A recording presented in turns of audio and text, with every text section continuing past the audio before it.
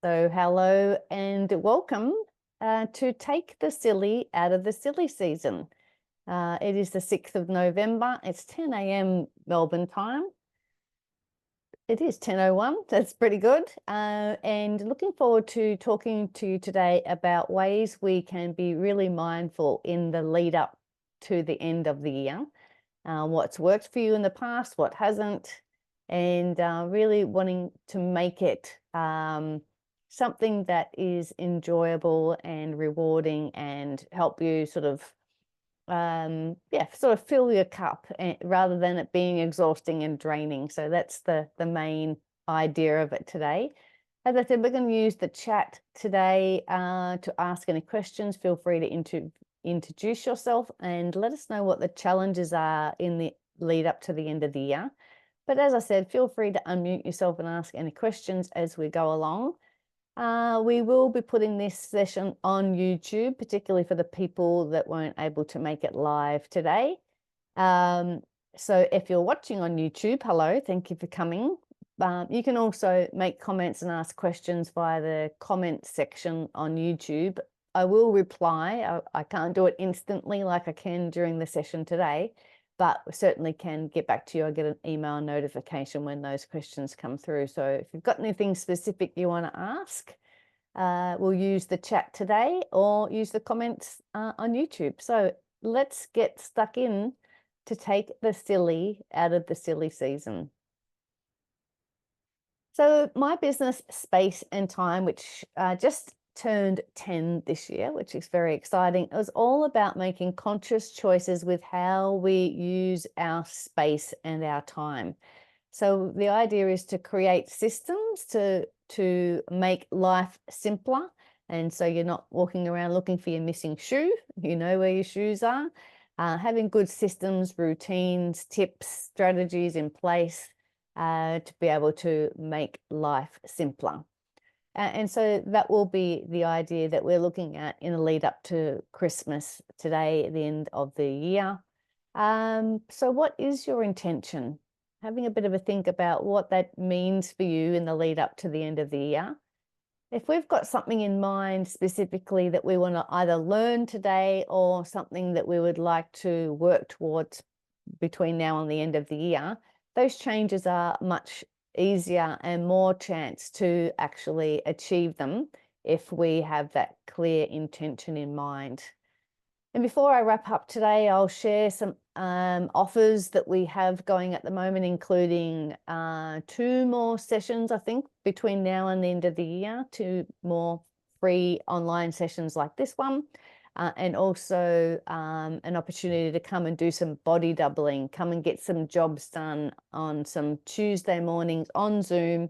If you've got some things that you would like to nut out and get done between now and the end of the year, we've got an upcoming program in relation to that. Let me just check the chat before I move on. Hello, Alice. Thank you for coming from California. Awesome. And Lynette's not far away from me in Knoxfield. Hello, just up the road. Alice says she's in relation to challenges in leading up to Christmas. My refrigerator gets packed for prepping for Christmas and New Year's. That's my challenge. Absolutely. Let's see if we can have a think about that. Lynette says overwhelmed by Christmas noise in the shops. Absolutely can understand that one. We'll address a lot of these things while we're here. Lynette talks about the noise in the shops. There's probably a couple of things we can do, and if anyone else has got some ideas as well, but earplugs might be a good one, or earbuds, noise cancelling earbuds. But a lot of the shopping centres, and you'd need to Google it, I don't know when it is, but particularly some of them in Melbourne do have like sensory time at some of the shopping centres. So you might be able to find that out when they don't have any music playing, those sorts of things. And they're often either earlier in the morning or a little bit later at night when there's not quite so many people buzzing around. So have a look, Google some sensory time at your local shopping centre and see if you can find, I'm just trying to think if Chatty's got one. And I know some of the Woolworths stores do have that sensory time. So have a bit of a look. That might be helpful in relation to just trying to block out a bit of the noise and the overwhelm that comes from that. So take a look at that. I'll have a look as well after the session and see if I can find anything and send it out in our email this afternoon. All right, so here I am, Julie Cliff, declutter coach and professional organizer. Before starting my business 10 years ago, I was an executive assistant and administrator for 20 years. So helping people get and stay organized is something that I've always enjoyed doing. And so then I took my sort of admin skills from the office and now apply it to in people's homes. Again, those routines and tips and processes within the home to help people make life simpler when they're at home and setting them up for success when they walk out the front door. As I said, I am here in Melbourne, have a team of girls that work hands-on in homes here in Melbourne and also Geelong.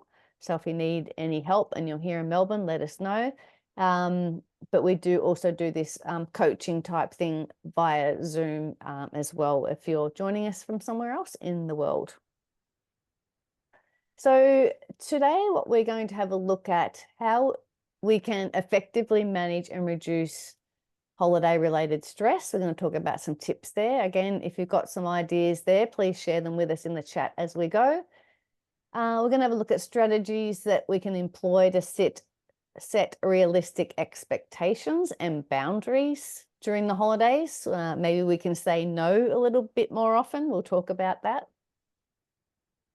We're going to have a look at some practical time management techniques to apply to holiday preparations and organisation.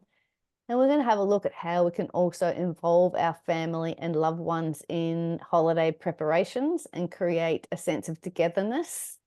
I've told the story in this session before how I always took it on myself as we were growing up in a family. I wanted to do the Christmas tree because I wanted to do it my way, and I wanted it all neat and tidy and, matching and all the rest of it. But over the years, I've certainly mellowed, and it's my two boys do that here now. But I sort of regret that I didn't allow the other family members in my home, my two brothers and my sister, didn't allow them to join in doing the Christmas tree because I had taken over. So I would encourage you to let others have a little bit of fun too in the lead up to Christmas. So as a bit of an outline for our session today, we're going to plan ahead, set a budget and declutter. We're going to have a look at how we can organise the decorations for Christmas and shop wisely. We're going to have a look at some meal planning and time management ideas to reduce stress and prioritise our self-care. And also with all of this in mind, that the key to this all is a joyful holiday season with a bit of preparation and a bit of forethought rather than just going along and doing it how you have always done it. So how can we put some plans in place?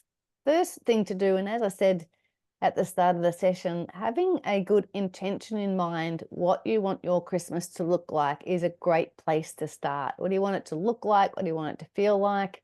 Do you want to run around like a headless chook and be exhausted and overwhelmed? I think the answer is probably no. So be really intentional on what we're aiming for here. Is it spending more time with family? Is it spending more time doing a crossword? Do you want to spend more time getting the right gifts for people? All of these things are for you to decide for yourself. What does Christmas look like for you and the lead up to the end of the year and into the new year? And it's a great time as well to reconsider all the shoulds at this time of year. And all these shoulds are, we should be buying lots of presents. We should be doing this. We should be hosting. We should be traveling. We should be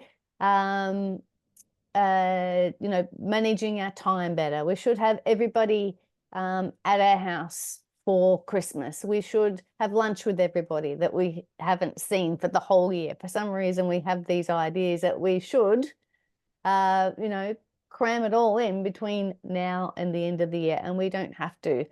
Let's have a good audit and a good check-in for all of these things. For example, we don't do presents. I buy for my 2 boys. I don't even buy my husband a present. I might buy myself a gift, but we don't do presents. We decided a long time ago we don't need more stuff. As you could probably imagine, as a declutter coach and professional organizer, stuff isn't really my thing.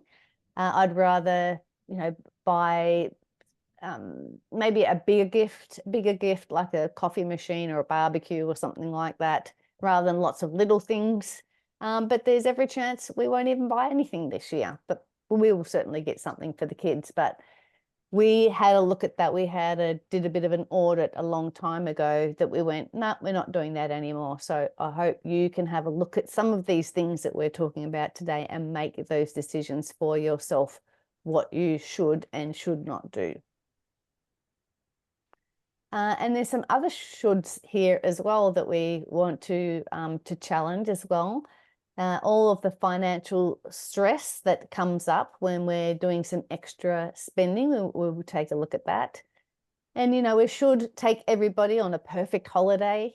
And also something else we want to spend more time looking at is being, you know, giving care to our loved ones and ourselves more than, and this is not so much a should, it's probably more something that we would like to do, is to, you know, really be mindful, as I've been saying, about how we're spending our time and who we're spending it with, and making sure that we're all well in the lead up to Christmas.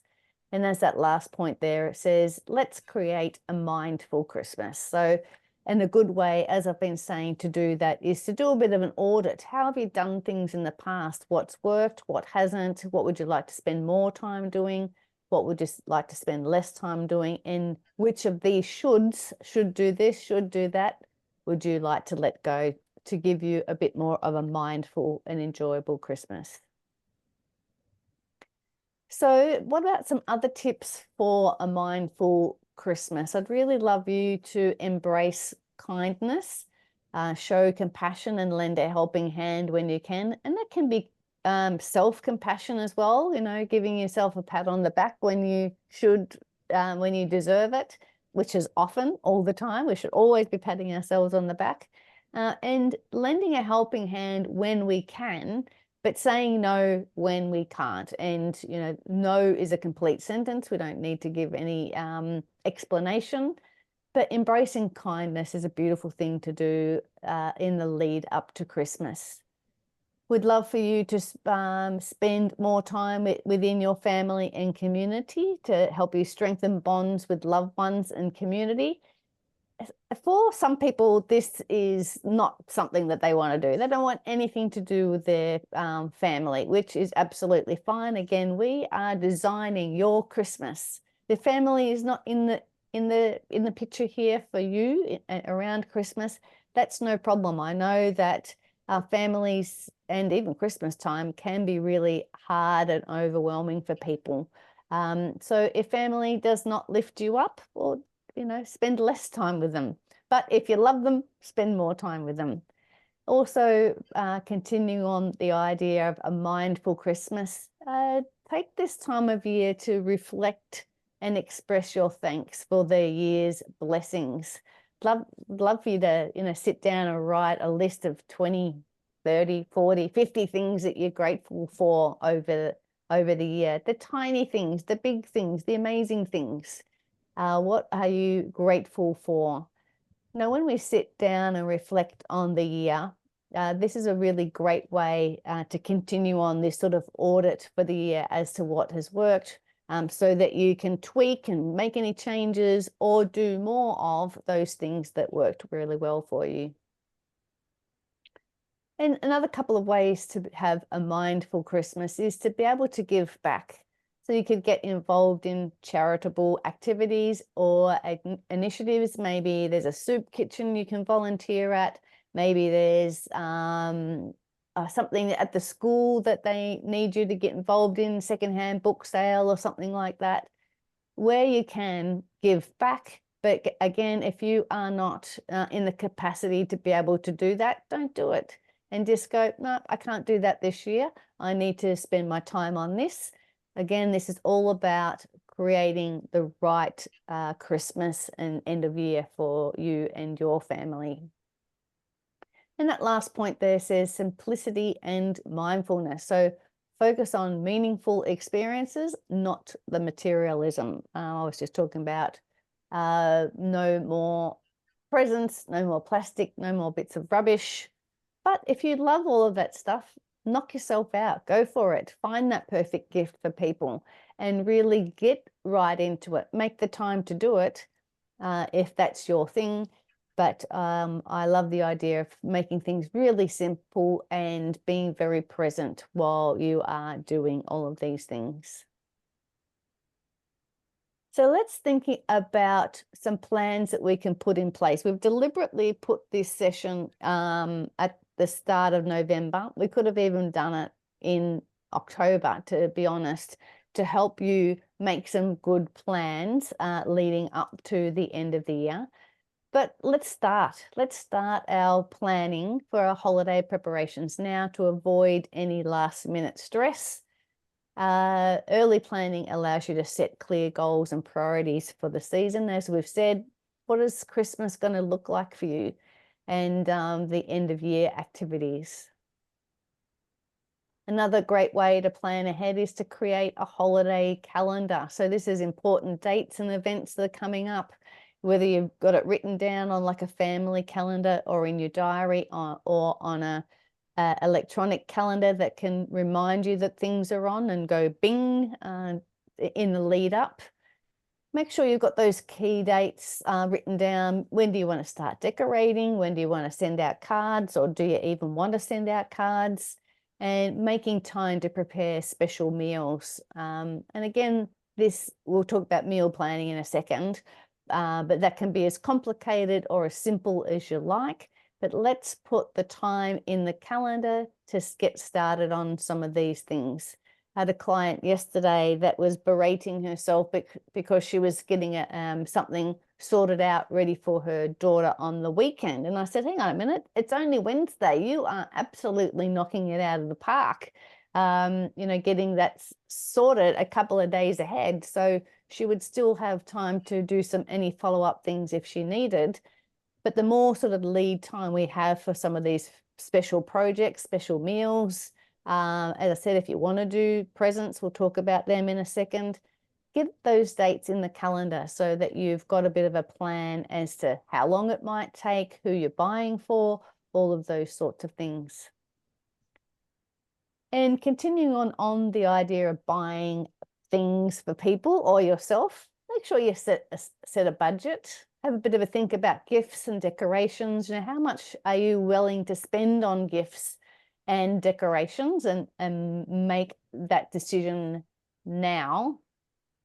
And stick to it. Say, I'm going to spend $200, or I'm going to spend $50. I'm going to spend $20. Whatever it is, you've got a bigger and a stronger chance of actually making that happen if you plan it ahead, rather than standing at the cash register and going, oh, but it's only $200 and you hadn't really planned on spending that much. Set yourself a bit of a budget and allocate a specific gift, as I say, to both gifts and decor.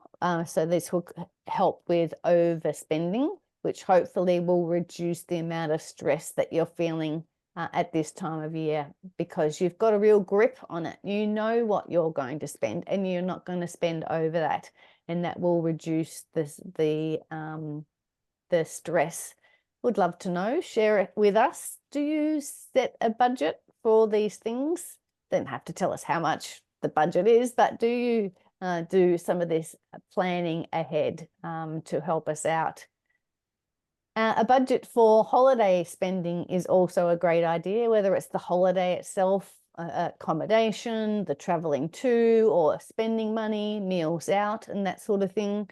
Have a good think about what your budget is before the holiday starts, and make sure everybody that's going with you knows what that plan is. I find that if we talk about these sorts of things with my teenagers, they are much better at handling it beforehand than when we're, again, standing at the cash register somewhere, they're expecting us to buy something. We're going, oh no, we're not going to do that. They might be very disappointed. But if we've had the conversation with them ahead of time, it's often a lot easier. And the second dot point there says, consider alternatives. Like maybe there's cost-effective ways to do your own decorations, make them yourself, check out on YouTube, paper craft, or just going really simple, just having one tree. So have a bit of a think about what's going to work for you, your family, and your budget. How can you reach your goals, but staying within a budget? It's amazing how far you can make your money go if you want. Let me check out the chat. Good work. Lynette says she does set a budget for her grandkids. I love that idea. We've got that thing in mind, and then you go, okay, I can spend this. Might be 2 presents, or might be 1 present, but you've got the idea to just have that in mind when you are at the shops. Thanks for sharing that. All right, of course, this wouldn't be a session run by me if I didn't talk about decluttering your spaces. And it's some really great benefits of decluttering before the holidays. Here in Australia, of course, we are coming out of winter. We're in spring at the moment. And so the sun's coming out. You can see all the dust around the place that I haven't swept up for the past year, or last few months anyway. And some of these things, we feel a little bit more impetus to actually get it done when the sun comes out and in the lead up to the holiday. So we can use the extra incentive of inviting people over for a drink or hosting a meal for a good excuse. We know we want to get things tidied up before the 24th or the 25th or whenever we are hosting, or as I say, if you're having drinks or something at home in the lead up to it. It's just a good excuse to get it done. Because although we should declutter for ourselves, and I highly recommend that you do and set up those systems around you for Christmas and then into the new year, there's nothing like having your mother-in-law coming around for Christmas dinner or Christmas lunch to get you off your backside and tidying up the place. So yeah, invite people over as a good motivator to get it done. And some other ideas around this is just to reduce the stress and create a warm and welcoming atmosphere for your people. And it allows you to showcase your holiday decorations some more if you are into that. I do have some friends that they just love Christmas and they have decorations everywhere. So they really do put the time in to reduce the clutter around the house so they can showcase all their awesome decorations. And also decluttering your space really is a good incentive to clear out unnecessary items. The idea being prioritize the rooms that you will be using during the holidays. So it might be your lounge room, it might be the deck, it might be your front room, it might be the spare room. Maybe you don't need to do the whole house depending on the amount of time that you have and the amount of clutter that you have. Prioritize those rooms that people are going to see while they're visiting your home. And with that second point there says, consider donating or selling items that you no longer need. So again, we're clearing out these unnecessary items to make more space for the items that we do want to showcase and that do support our current life. Let me have a look at the chat before I move on to the next one. Lynette says she does give some cash as well. That's a great way to for the little people, particularly the grandkids, to be able to share, to learn how to use their money and what they're going to spend it on. That's really great for them. And Alice says decluttering allows you to have a space to wrap the gifts. That's a very good point too. We do need somewhere a nice space to be able to do the gift wrapping. I love that idea. So yeah, make some time, literally plan it in the calendar to spend some time decluttering, get people on board, ask family members to help, and give them specific jobs. And we'll talk about that a little bit more in a second, allocating jobs to people. But you could say, can you please clear the kitchen bench for me and put each of the items back where they live, for example? Or can you move all of the things off the spare room and just neatly pile them somewhere else? Like, just give them clear instructions, because if we're not giving clear instructions to those that are helping us, they might not know what to do and they might not do it how you want them to. But give them a little bit of scope as well to be able to do it in the way that they think might work as well. So the lead up to Christmas is also a good opportunity to organize your decorations. So as you're taking them out of storage, and we can do the same thing as we are putting them back into storage, we can look at which decorations we've used lately, which ones are broken, and we can start to sort them out and set up some really good storage for everything, including labels and categories and that sort of thing. So of course we can just use plastic tubs or a box or something like that, but there are lots of different organizing products specifically for things like ornaments or lights and fragile items. So this is a good opportunity to be able to do that as we're unpacking them and putting them up, deciding which ones we're keeping. So we go, okay, yep, we're going to use these ones this year, so I can start to put them up.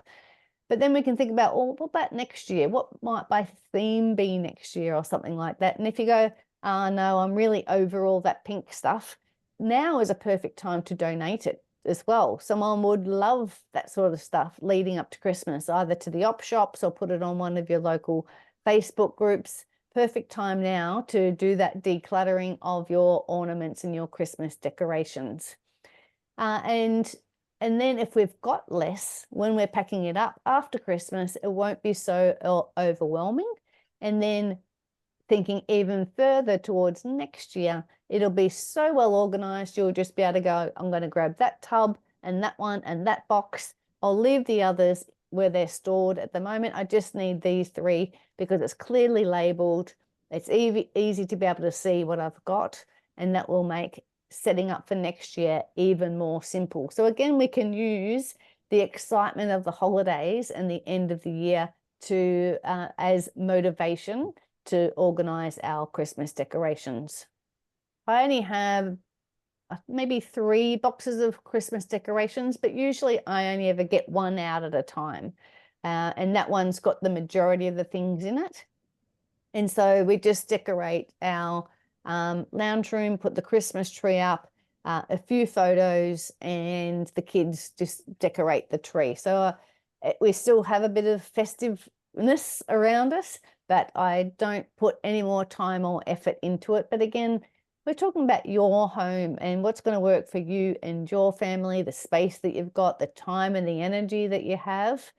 Let's set it up for you for this year and also for going forwards. All right, let's have a look at gift shopping strategies. Online shopping and purchasing early can be a really great way of doing it. There can be some great offers, can get delivered to your home, can have a vast selection, but you can also take advantage of those online sales and avoid shipping delays and any last minute stress. So starting to do it now is a great thing to be able to do. Again, keeping in mind your budget, who you're buying for, write yourself a bit of a list with the budget beside it, and just try some online shopping. You don't have to do it all online, but this can be a really good stress-free way of doing your shopping leading up until Christmas, your gift shopping. And hopefully it's a little bit more quiet at home than it might be in the shopping centre. Or the other option is that you could just go hyper local. I mentioned before that our main strip of shops here in Ashburton is called High Street, and there would be enough, absolutely enough options up and down that street to buy gifts that I wanted if we were going to buy them. So you could go hyper local would be a nice way to make it nice and easy as well. Again, we're trying to make this simple for you, stress-free, by thinking about who we're going to buy it for. Are we buying for everyone or not, or just certain people? How much we're going to spend? Maybe we might try some online shopping, or we might go hyper local, or we might go really adventurous and hit one of the big shopping centres. Again, we've got all of these choices. As I said, my business space and time is all about making these conscious choices to work for you and your family. So try not to get too wrapped up in the shoulds and the Christmas hype and the sales. Have a list, stick to it, and make that shopping experience nice and enjoyable. We'd love to hear if you've got any other ideas on Christmas gift ideas. So you can also, of course, do a search for ideas online. You don't have to do the actual shopping online, but it can be a great way to look for things. So it might be, find me a gift for a 6-year-old boy that costs $25. And it might come up with a range of ideas just to give you something, a bit of a list to take with you if you're going to the shops, or you want to make something for them or donate or buy them a voucher. Might just make it the gift shopping simpler if you've got a few ideas just by doing a few Google searches. And also creativity can lead to meaningful gifts that won't break the bank. So maybe you might like to make them something, knit them something, although it might be a little bit late to start knitting. You could start ready for next year. But, you know, making them a gift, thinking about ideas as well. So you could search for some of those gift ideas as well. But don't go too far down the rabbit hole. I'm not talking about hours and hours and hours of research. Give yourself a bit of time, half an hour, a few ideas. And of course, we can also ask the person that you're buying for, give me 3 ideas of gifts that you might like this year.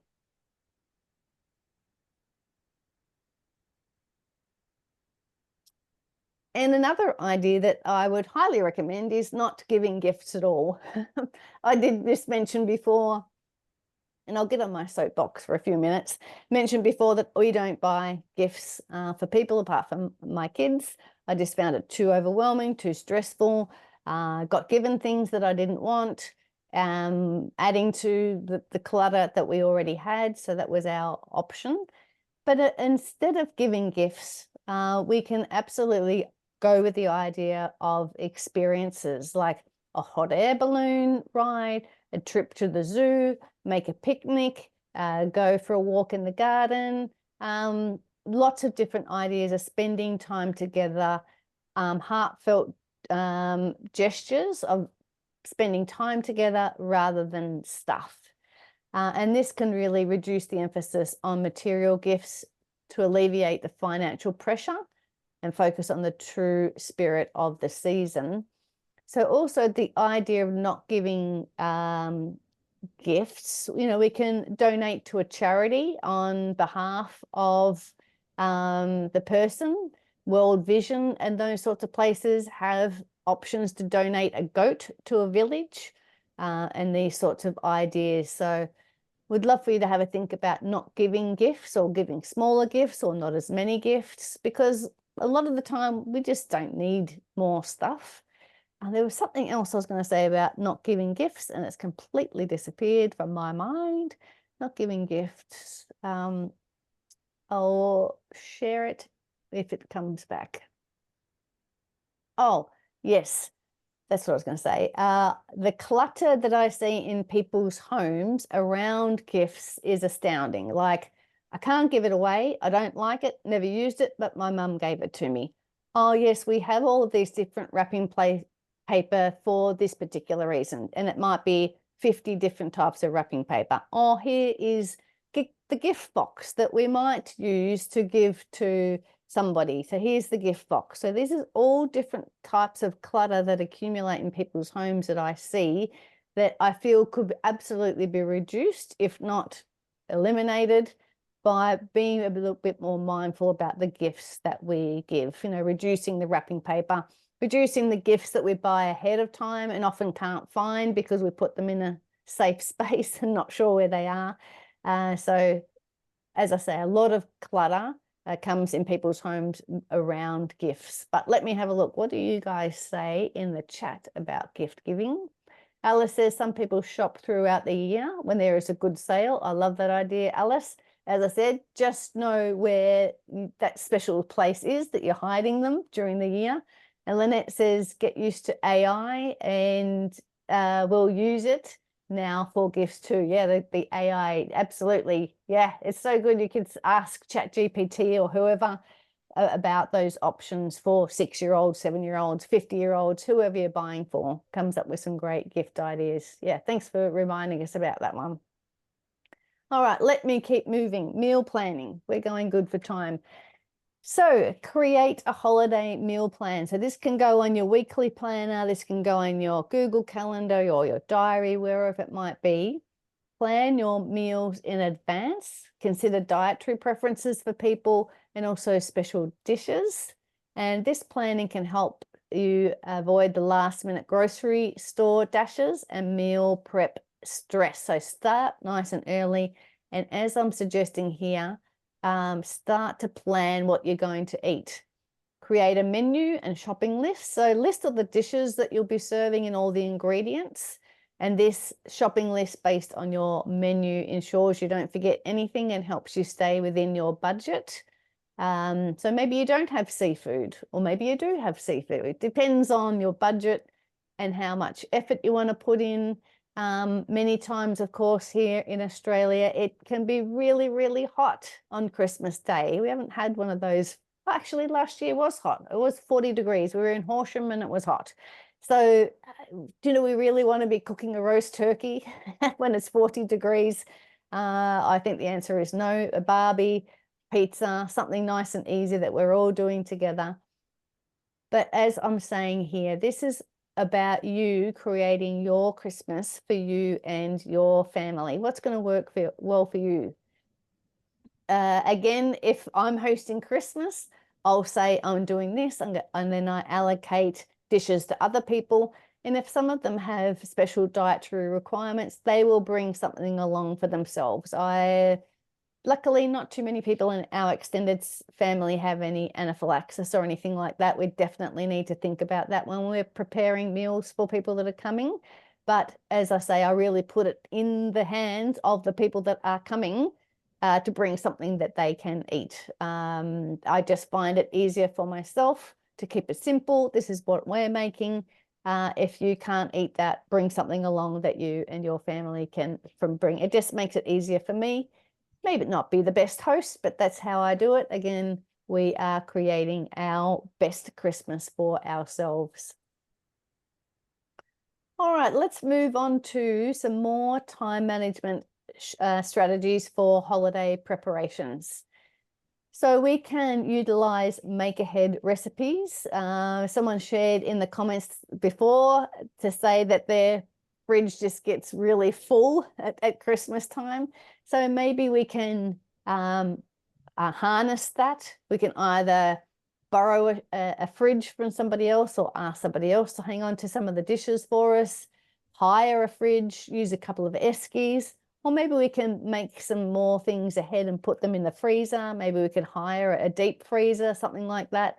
Just the idea of managing the food that we have.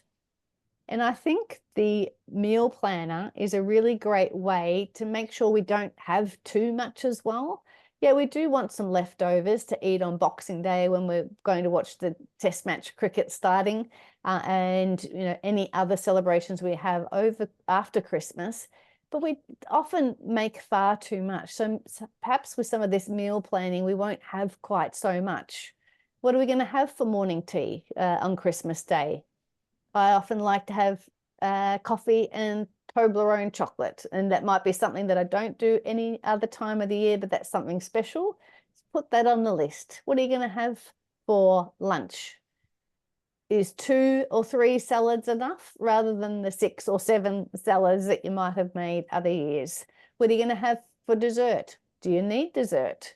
Having a real conscious thought about the lead up to Christmas, what we're going to eat on the day and the subsequent day. So we're going to reduce some of our food waste and stress and overwhelm of having too much stuff in the fridge.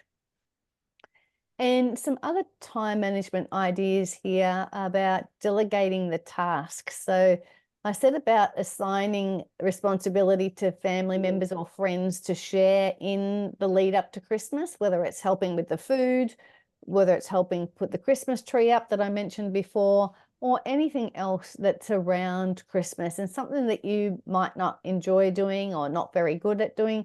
Delegate to other people if they are going to be a part of your Christmas. It might be within your family, outside your family, friends. Maybe you might need to pay somebody to do something or hire something. Again, all of this time-saving strategy ahead of Christmas and thinking of it in advance can be really stress-free. Use the holiday planner. We were talking about that earlier before, about tasks and events and deadlines to help you stay organized, making sure you are ordering special foods in advance. If you know you need to order seafood or a leg of ham or whatever it might be, putting in that order ahead of time so you're not stressed. And also set yourself some time limits. Allocate specific time slot for the task to prevent them from consuming your entire day. And I did mention that before about gifts and looking for the right gifts. Give yourself a little bit of time to do it, but don't spend the next 6 weeks in the lead up to Christmas to be doing that. Give yourself a finite amount of time so that you can make a decision. And also streamline your decorations. And we've also spoken about this a little bit as well already. Opt for easy to set up decorations that don't require excessive time and effort. Let some of them go, haven't used them for a while, never liked them. Streamlining your decoration can be really a great way to manage your time well, because you're going to just be able to grab what you find rather than search through 50 boxes of stuff to find that one ornament that you want. And we're almost there, but this is a really important slide. Delegate, delegate, delegate. So don't be afraid to ask for help from family friends, anybody around you. Delegating your tasks not only lightens your load, but also allows others to share in your holiday preparations. As I said, the idea of other people helping you decorate the Christmas tree, but also if they're going to make a salad or bring the Christmas cake, whatever it might be, delegate tasks to others to help lighten your load, but for them to embrace and be part of the Christmas preparations as well. And also, as I said before, assign specific responsibilities to different people, like setting the table, wrapping the presents, preparing side dishes to different family members. Ask them what they would like to do with, ask them, maybe you might give them a couple of things to choose from so that they can be a part of the holiday spirit as well. So some even more ways to reduce stress as we're leading up to Christmas is to prioritize self-care. So make some more time between now and the end of the year to enjoy or engage in the activities that you enjoy. Put some time, literally block it out in your calendar to sit down and do a crossword or to do a jigsaw puzzle. Whatever it is that you see as self-care, plot it out in your calendar around your work, around these other festivities. Block out a Saturday going, no, I'm not doing any Christmas things on this Saturday. I'm just going to spend it on myself, and really prioritize you and your self-care to help manage stress. And we can also set clear boundaries and learn to say no as a part of helping us manage our stress. And particularly, as I said before, that no is a complete sentence. You don't need to explain yourself. Say, no, sorry, I can't help with that. We always do love to help people with things as much as we can. But sometimes, and particularly this time of year when we're starting to wind down, we're feeling tired, there is always, work deadlines and these sorts of things we want to get done between now and the end of the year.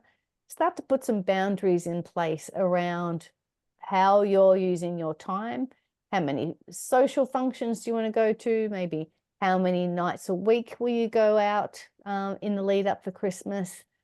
Anything you can think of for a boundary. What's going to work for you to help manage your stress?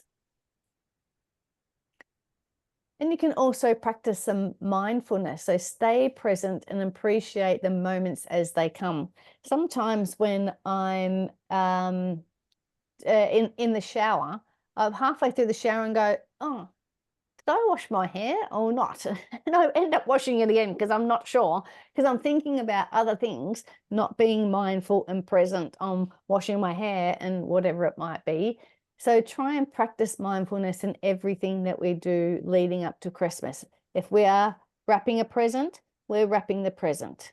We're cutting the paper to the right size. We're folding it. We're using the sticky tape and we're folding it nicely, and we are wrapping the present. We're not thinking about all the other things that we need to get done. Practice mindfulness and being right here in the moment. And also staying organized and planning ahead can certainly help reduce the stress leading up to the end of the year. We've talked a lot today about what you want this time to look like. What are we going to spend our time on? How much money are we going to spend? If we've got these clear boundaries and ideas in mind, hopefully there is less stress because we've set it out. We made these plans. We set these goals so that there's less and less and less to be worrying about. Maybe you could use some of these relaxation techniques if you still feel like a bit of overwhelm of the season. Try some deep breathing, take a few minutes to just sit, breathe deeply and clear your mind. Schedule breaks, carve out time for short breaks during the season. Again, use your calendar. Your calendar is your best friend. Literally write, breathe in the calendar. Or take some time up, do some knitting, whatever it might be. Schedule that time around how you want to be managing your stress. Another couple of things: expressing gratitude, reassessing priorities. We talked about the shoulds at the start. Really have a good think about those shoulds if you're still feeling a bit overwhelmed. How much of these things are we going to do? We're going to do more of things, less of things. So hopefully some of these things have given us some good tools to be really conscious of what we want our Christmas and the end of the year to look like. We've talked about planning ahead, setting a budget and decluttering our spaces so that we have the space and time to be able to celebrate at the end of the year as we want. We talked about organizing our decorations, which are going to help this year's Christmas and decorating easier, but also pay it forward to future years so that we know where things are, and decorating is going to be even easier next year. We talked about shopping wisely, having a budget, knowing who you're going to buy, for example, and also efficient meal planning and time management so that we can reduce the food waste, reduce wasted time, and just have more time to enjoy the company of others. We just spoke then also about reducing stress and some techniques there, and prioritizing self-care. again, the key is for this to be a fun time of year. As I said, here in Melbourne, the sun's coming out. It's always, should be, warmer and brighter and more fun. And I'm sure there's a lot of other things that people on the other side of the world think about as well, as it starts to get cooler and they start to wind down and maybe hibernate a little. That's probably a beautiful thing for our friends on the other side of the world to be doing as well. So really being mindful of what it's going to look like between now and the end of the year. So let's have a look at some of our upcoming events here online. So 2 weeks, that's not 2 weeks, that's a little bit more than 2 weeks. That's in almost a month. We must have another session between now and then. Actually, no, we don't, because I've got something on in the next fortnight. So that is correct. This is the next session and the last session for the year. It's called Reflect, Reset and Recharge. So we're going to gently close the year and step confidently into 2026. So we'll be looking in this session a few of these Christmas related things, but more specifically reviewing the past year and then setting us up ready for an awesome 2026. So come along to that session on the 4th of December. Looking forward to seeing you then. Another thing you might be interested in, if you do have some things to get done between now and the end of the year, this is like a body doubling group or an accountability group on Tuesdays from the 18th of November. So there's 5 Tuesdays between 10 a.m. and 12 p.m. my time. For $110, you can come and do some work online with me and the other people that are signing up. I'm going to be writing my book, which I have a draft of, but need to do more of it. I'm just going to be working away for 2 hours, having a bit of a chat with people online. You might like to come and do some decluttering. You might like to just have us in the background and check in every 20 minutes or so and see how we're going. That could be a great time for you to tick some things off the list, or get the decorations out, or do the meal plan, or anything that you've been wanting to do this year, haven't had a chance to do it. Come along to these sessions on Zoom, $110. I'll send the link out this afternoon when we send the follow-up email, and you can book this Get and Stay Focused 5-week group program so we can make time for the important stuff. We'd love for you to come along to that. And just for being a part of today, also would love to have a 15-minute clarity call or strategy call. You know, what is it that's holding you up at the moment? How can we make a plan for you that you can implement to get you going, to get you unstuck? Again, I'll send all those links out this afternoon. Anything else before we finish up? We are a couple of minutes ahead of time. Did we miss anything? Or what was the best thing? Can we drop a couple of things in the chat so that we know what worked and what did we miss, or what's your favorite thing that you do that might be helpful for others? Look forward to seeing you again in a month for that last session for the year. And I haven't really got anything else to add. So if there's no other questions, we can wrap up. If you've got a question, you can unmute and yell out or pop it in the chat. But otherwise, feel free to send me an email after the session today too, and ask any questions. Lynette, did you have something that you wanted to say? I just wanted to say thank you very much. I've got a Christmas list written here as we're speaking, and I have to make a big decision. Do we do a family thing or don't we? And so I've got it written down here, yes or no. Great.